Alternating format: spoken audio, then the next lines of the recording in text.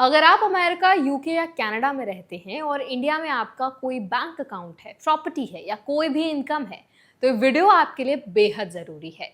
क्योंकि बहुत से इंडियंस अब्रॉड ये मान लेते हैं कि इंडिया में टैक्स फाइल करना उनकी जिम्मेदारी नहीं, और यही गलतफहमी बाद में बड़ी प्रॉब्लम बन जाती है। तो आज इस वीडियो में हम समझेंगे इंडिया का इनकम टैक्स लॉ एनराइज के बारे में क्या कहता है, डीटीए यानी डबल टैक्सेशन अवॉइडेंस एग्रीमेंट कैसे काम करता है, अमेरिका में रहने वाले इंडियंस के लिए एफबीएआर क्या है और क्यों जरूरी है, यूके और कनाडा में फाइलिंग कैसे होती है, आईटीआर फाइल करते वक्त कौन सा फॉर्म लगता है, और कुछ ऐसी बातें जो आपको फाइनेंशियली सेफ रखेंगे। तो चलिए फिर जल्दी से इस एक्सप्लेनर वीडियो को शुरू करते हैं। हाय, मेरा नाम है वर्षा दुबे और आप मुझे देख रहे हैं एनपीटी टेक एड पर। सबसे पहले समझते हैं कि इंडिया का लॉ एनराई को कैसे डिफाइन करता है। इनकम टैक्स एक्ट 1961 के अनुसार अगर आप किसी फाइनेंशियल ईयर में इंडिया में 182 डेज या उससे कम रहते हैं तो आप एनराई हैं। अब अगर आपकी इंडियन इनकम 15 लाख रुपए से ज्यादा है तो ये लिमिट घटकर 120 दिन हो जाती है। और अगर आप इंडिया में 182 दिन से ज्यादा रहते हैं लेकिन पिछले 9 में से 7 साल एनआरआई रहे हो तो आप आरएनओआर यानी resident but not ordinary resident की कैटेगरी में आते हैं।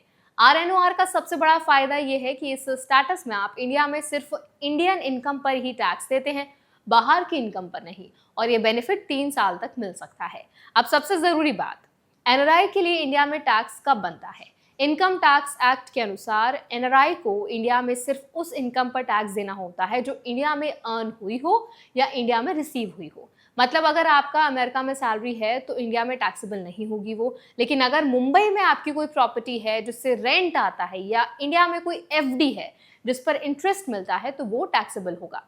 अगर ये इंडियन इनकम 2.5 लाख रुपीस की बेसिक एग्जेम्पशन लिमिट से ज्यादा है तो आईटीआर फाइल करना कानूनी जरूरी है, और अगर लिमिट से कम है फिर भी फाइल करना समझदारी है क्योंकि टीडीएस रिफंड क्लेम किया जा सकता है। फॉर्म की बात करें तो एनआरआई को हमेशा आईटीआर 2 फाइल करना होता है। बहुत लोग गलती से आईटीआर 1 यानी कि सहज फॉर्म यूज कर लेते हैं जो सिर्फ सिंपल सैलरी वाले रेजिडेंट इंडियंस के लिए है। एनआरआई अगर आईटीआर 1 फाइल करे तो इनकम टैक्स डिपार्टमेंट की तरफ से डिफेक्टिव रिटर्न का नोटिस आ सकता है जिससे रिफंड रुक जाता है। आईटीआर 2 में आप फॉरेन एसेट्स, कैपिटल गेन्स और मल्टीपल इनकम सोर्सेज डिक्लेयर कर सकते हैं। अब बात करते हैं डीटीए यानी double taxation avoidance agreement. India ने 90 से ज्यादा देशों के साथ एक ट्रीटी साइन की हुई है जिसमें अमेरिका, यूके और कनाडा तीनों शामिल है। यह एग्रीमेंट इनकम टैक्स एक्ट की सेक्शन 90 और 90A के तहत काम करती है। इसका मतलब है कि अगर आपने इंडिया में किसी इनकम टैक्स पर टैक्स दिया है, इनकम पर टैक्स दिया है, तो उसी इनकम पर दूसरे देश में दोबारा फुल टैक्स नहीं लगेगा। डीटीए में 2 मेथड्स होते हैं, एक एग्जम्पशन मेथड जिसमें इनकम एक ही देश में टैक्स होती है, और दूसरा टैक्स क्रेडिट मेथड जिसमें दोनों देशों में टैक्स लग सकता है लेकिन एक देश में पे टैक्स को दूसरे में क्रेडिट मिलता है। डीटीए का बेनिफिट लेने के लिए आपको टैक्स रेजिडेंसी सर्टिफिकेट यानी कि टीआरसी चाहिए होती है जो आपके रेजिडेंट कंट्री की टैक्स अथॉरिटी इशू करती है, और साथ में फॉर्म 10F भी इंडिया के टैक्स पोर्टल पर ई फाइल करना होता है। अमेरिका में रहने वाले इंडियंस के लिए एक और बड़ी जिम्मेदारी है जिसे बहुत लोग इग्नोर करते हैं, वो है एफबीएआर। एफबीएआर यानी foreign bank and financial accounts report officially FinCEN form 114 है। ये कोई टैक्स फॉर्म नहीं है, ये एक डिस्क्लोजर है।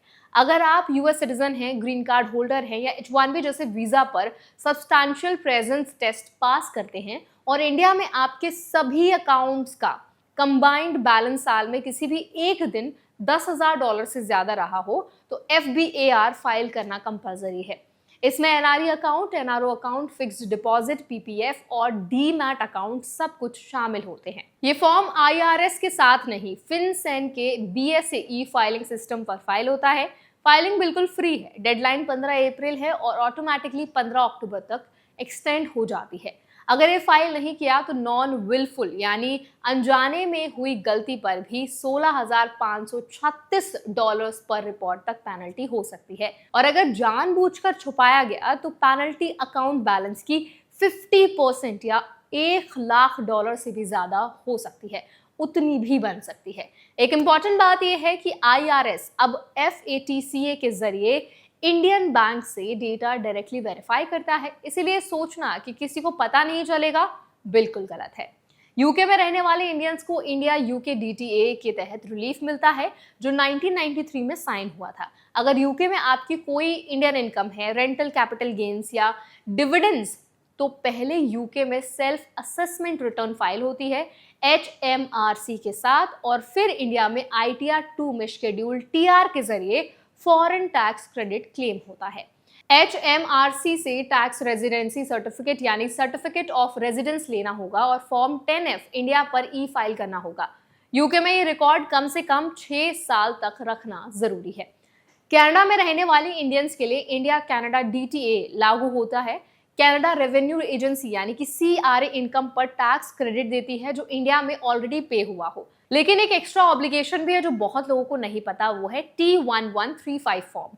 अगर आपके इंडियन एसेट्स जैसे प्रॉपर्टी, बैंक अकाउंट्स, PF या LIC की कंबाइंड वैल्यू कभी भी 1 लाख कैनेडियन डॉलर से ज्यादा रही तो CRA को T1135 फॉर्म फाइल करना कंपलसरी है। यहाँ भी TRC CRA से लेनी होगी और फॉर्म 10F इंडिया पोर्टल पर फाइल करनी होगी।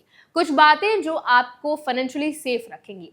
तो सबसे पहली बात है, ITR डेडलाइन मिस करने पर 31 दिसंबर तक बिलेटेड रिटर्न फाइल हो सकती है, लेकिन 5,000 रुपए लेट फी लगती है, और अगर इनकम 5 लाख से कम है तो ये फीस सिर्फ 1,000 रुपए होती है।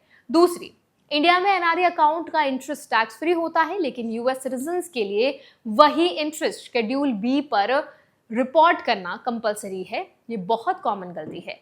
तीसरा, इंडिया में म्यूचुअल फंड रखने वाले US बेस्ड इंडियंस के लिए PFIC यानी passive foreign investment company rules लागू होते हैं, जिनके लिए फॉर्म 8621 फाइल होता है।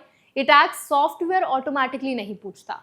और चौथी बात है, FBAR के मामले में पिछले कई साल की पेंडिंग फाइलिंग्स को IRS की स्ट्रीमलाइंड प्रोसीजर्स के जरिए फिक्स किया जा सकता है, जिसमें पेनल्टी कम या 0 हो सकती है, लेकिन ये सिर्फ तब ही पॉसिबल है जब तक IRS ने खुद कांटेक्ट नहीं किया हो।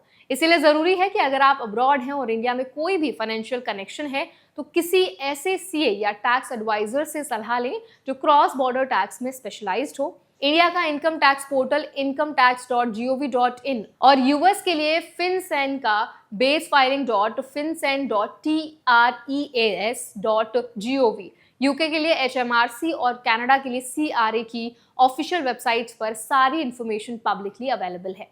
अपने राइट्स जानें, रूल्स को समझें और ऑन टाइम फाइलिंग करें। तो आई होप ये वीडियो आपके लिए बहुत हेल्पफुल रहा होगा। अगर ये वीडियो आपको पसंद आया हो, इस वीडियो के थ्रू आपको समझ आया हो कि एज एन NRI अगर आप डिफरेंट कंट्रीज में रहते हैं तो हर एक कंट्री के लिए ITR फाइलिंग कितनी ज़रूरी है, किस तरह से सही स्टेप्स को फॉलो करके आप ITR फाइल कर सकते हैं, और ऐसी कौन सी गलतियां हैं जो आपको फाइनेंशियल रिस्क में डाल सकती हैं, जो आपको बिल्कुल भी नहीं करनी है और उनको अवॉइड करना है।